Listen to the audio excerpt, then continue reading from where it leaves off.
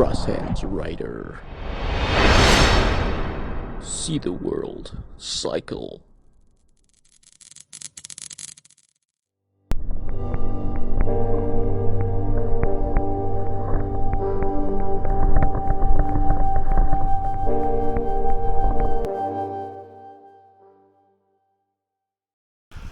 Coming into PAGR and it's a bypass. For some reason it's 20 mile an hour and it hasn't been reverted back yet.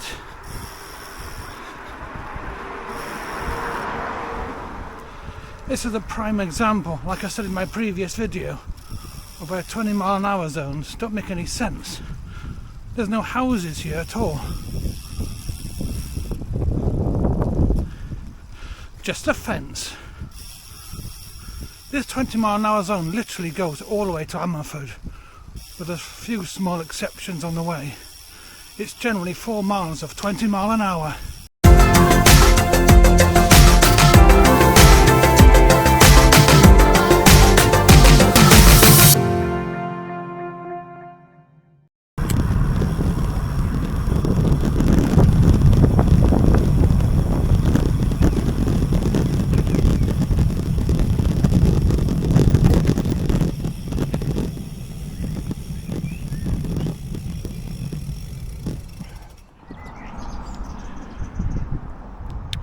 Here's another prime example of a trunk road. The 20 mile an hour starts just up there and goes all the way down into Crosshands. It's absolutely crazy that this road is 20. And I'm going to cycle all of it now so you can see how far it goes.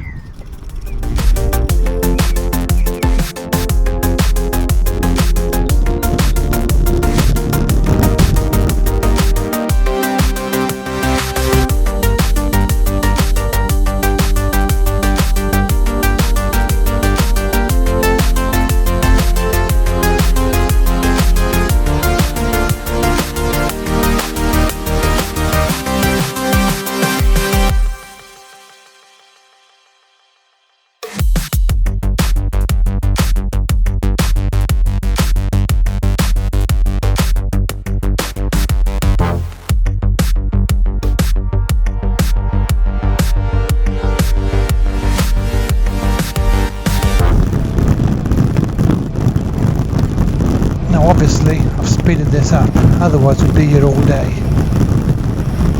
Now I don't know about you, but I don't see loads of pedestrians and I don't see any other cyclists on here.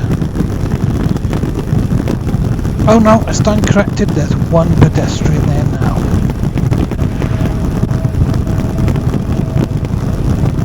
So why exactly is this a 20 mile an hour? No idea. I'm cycling quite happily at above 30 miles per hour here. I don't feel any less or any more safe cycling than I did when this road was 30 miles per hour. And as I said, I can't see where all the other pedestrians are that are at risk.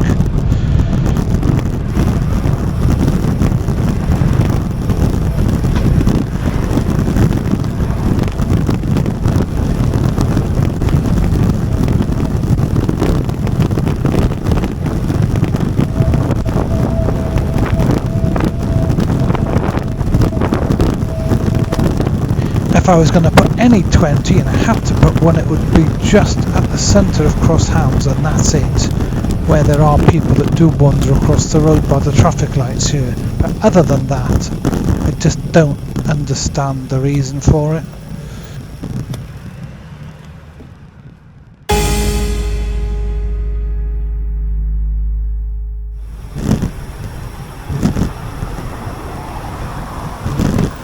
I'm now carrying on my 4 mile cycle to Ammerford, so you can see just how silly the default 20 miles per hour is.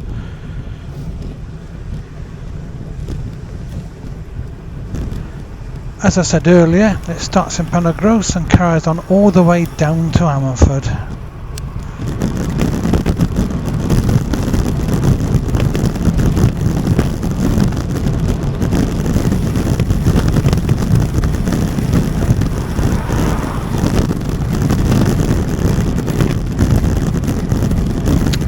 But before we carry on further on this journey, Let's look at some places where 20 miles per hour makes sense, and where the money policing the default limits would be better spent.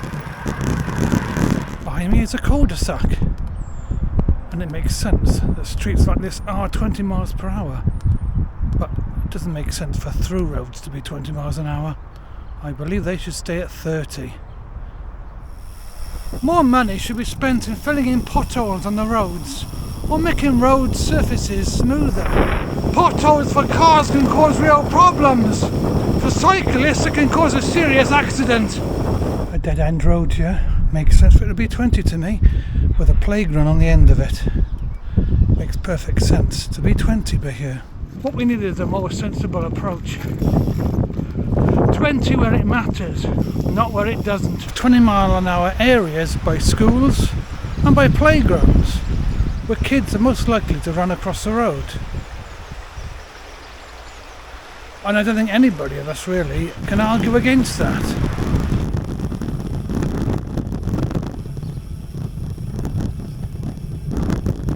Even when there are schools, it should be a very limited area. The rest of it should be 30. And the reason for limiting 20 miles per hour areas is so they don't get ignored where they are really needed.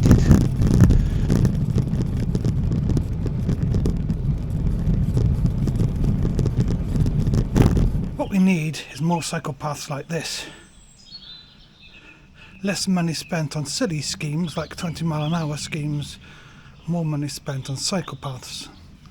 Pedestrians can also take advantage of this, so it's not just cyclists.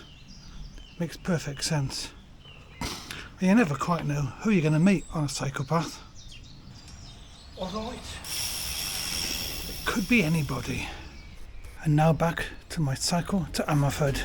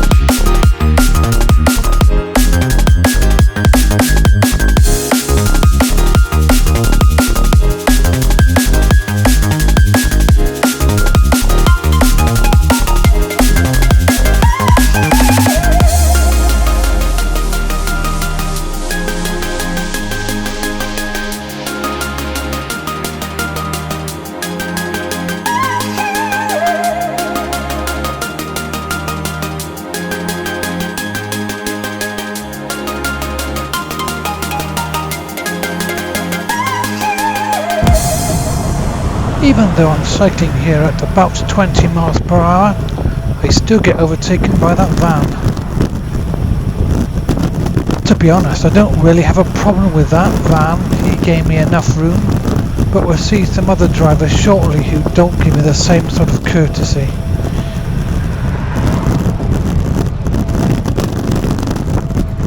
Just like the journey into Croissants, I've sped up parts of this journey because it takes too long to record the whole journey in real speed. But it gives an idea just how long this 20 miles per hour area lasts. A driving instructor in one of the trial areas for the 20 miles per hour has said more drivers seem to be breaking all the speed limits now because they've lost confidence in the limits and are taking far more risks than they ever did before.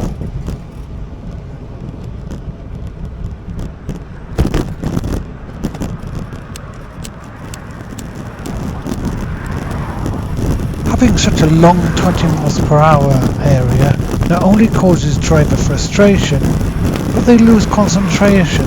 It also undermines areas where it might be needed.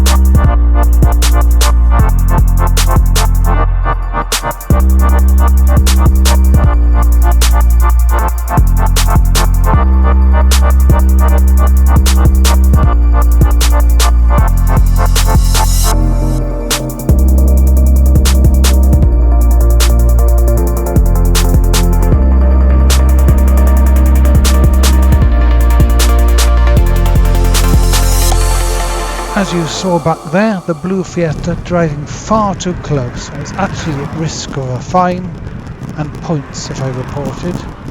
It's extremely dangerous and far too close. I now drive a lot less to Ammerford. The 20 miles per hour zone has put me off as it goes on for far too long. I wonder how many other businesses are losing footfall in similar places. Long 20 miles per hour speed limits can have an effect of making drivers less alert as they go into a sort of zombie mode. They also think because they're driving at 20 miles per hour they can take riskier passes, which is what we've seen just now.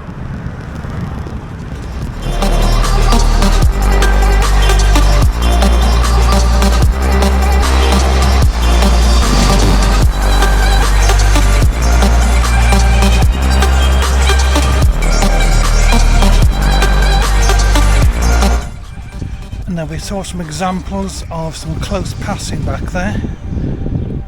This is more of the danger for cyclists.